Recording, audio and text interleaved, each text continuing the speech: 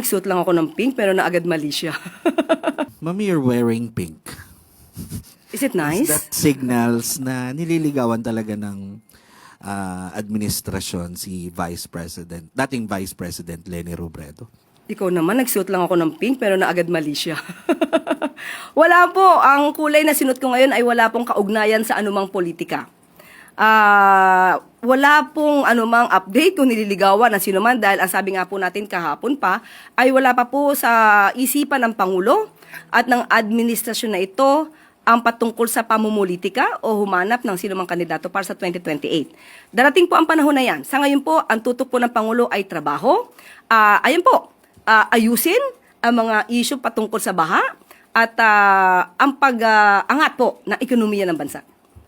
And follow up lang po, lumulutang yung Leni Riza, pambangga dun sa Sara Aimee. Ano pong reaction ng palasyo? Wala pa rin po. Hindi pa rin po ito na pag-uusapan. Sabi nga po natin, trabaho, trabaho, trabaho, hindi bakasyon.